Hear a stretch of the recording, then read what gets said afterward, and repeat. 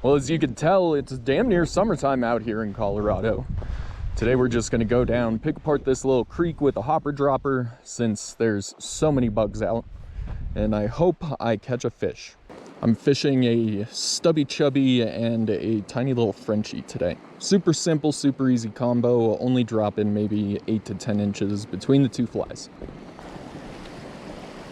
Oh, there we go. He didn't take the dry, but we got a fish out of this pool.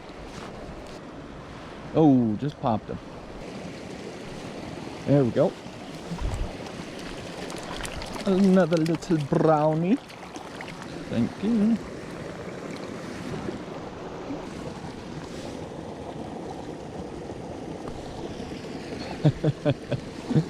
Oh, that was funny. Nice dark coloration. Look at that. Hi, buddy.